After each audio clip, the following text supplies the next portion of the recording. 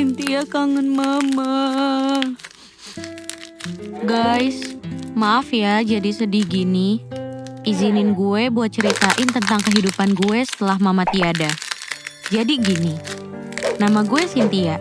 Gue anak ketiga dari 3 bersaudara. Mama gue meninggal waktu gue kelas 7 SMP. Umur gue waktu itu sekitar 13 tahun.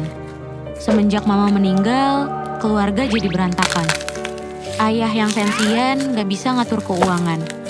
Kakak-kakak gue yang berubah dan ada juga yang masuk ke pergaulan bebas. Kalau boleh jujur, gue juga sebenarnya gak beruntung di dalam hal pertemanan.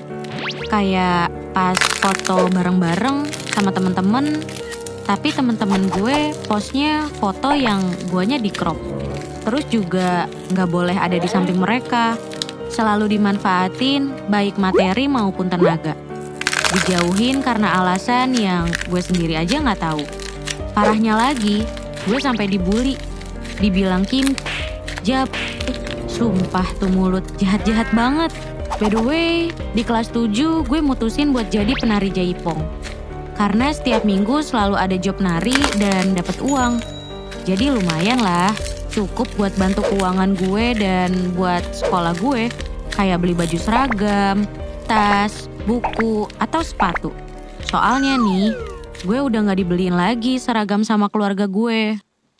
Singkat cerita, gue udah masuk SMA.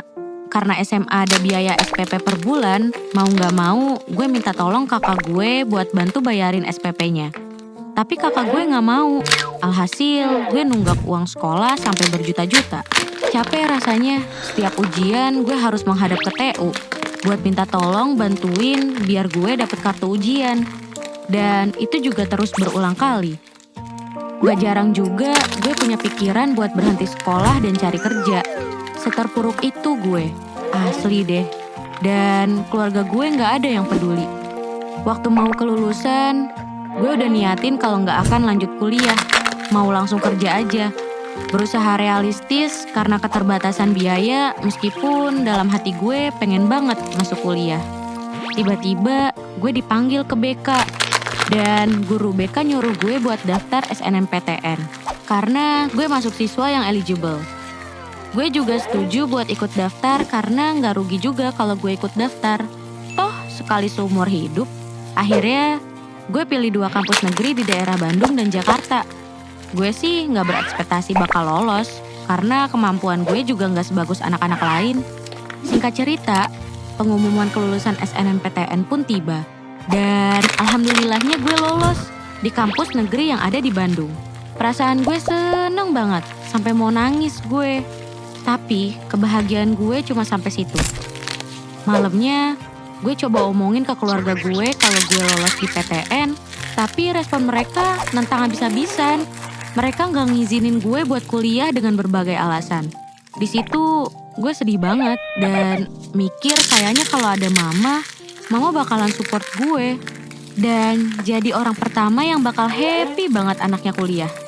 Gue ngunci diri di kamar 2 hari tanpa makan dan tanpa minum. Ataupun ke toilet. Saking sedihnya sampai teriak-teriak kayak orang gila. Hari ketiga gue coba nelpon guru BK dan wali kelas.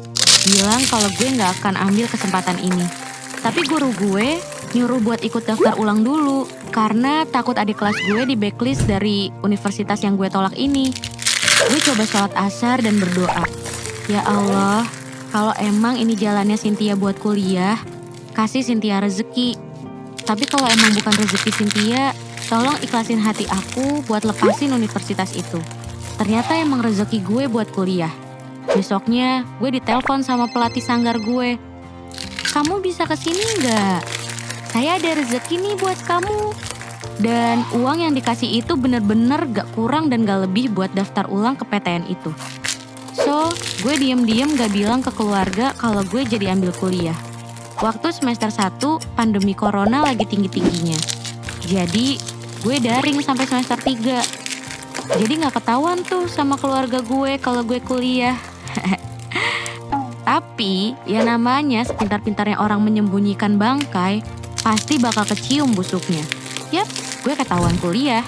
Dan waktu gue ketahuan, gue dimaki-maki, dibilang beban keluarga, sombong, sok mampu, diremehin gak bakalan sanggup sampai lulus, dibanding-bandingin sama anaknya yang seumuran tapi udah nikah. What? Itu apaan coba? Parahnya lagi nih, harus ngikutin jejak kakak ipar gue yang lulus SMA langsung kerja. Mana gue dikatain gak akan berkah ilmunya. Apa gak sakit hati? Yang bikin kesel, ada aja tuh temen gue yang ikut ngatain juga. Dia bilang gini, ngapain kamu kuliah ngabis-ngabisin duit aja?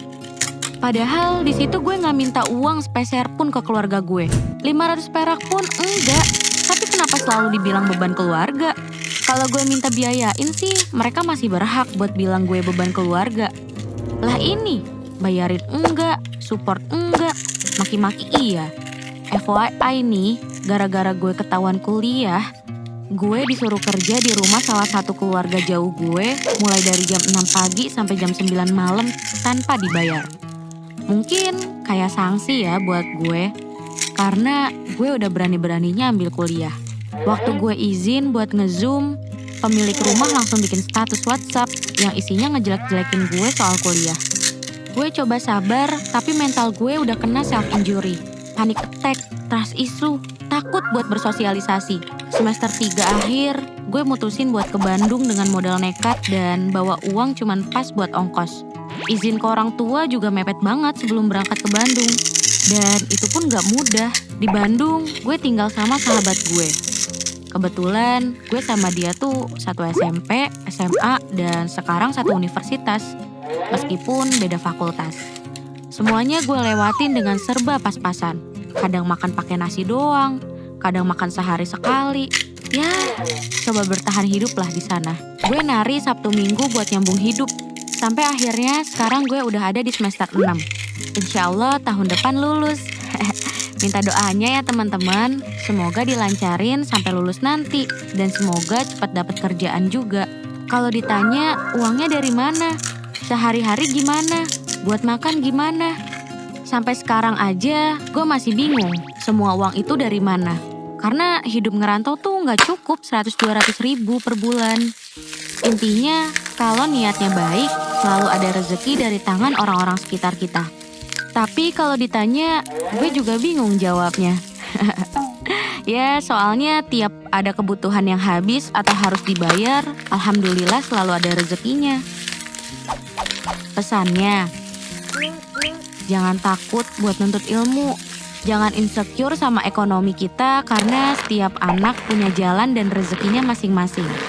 Asalkan niat kita baik, rezeki bakalan selalu mengikuti langkah kita.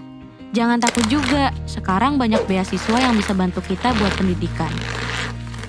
Niat gue cerita buat ngasih tahu orang-orang yang mungkin senasib sama gue. Atau masih insecure sama ekonominya, biar lebih percaya diri dan yakin kalau Allah itu pasti bantu umatnya. So, sekian cerita dari gue. Jangan lupa subscribe channel Gue Punya Cerita. Dadah!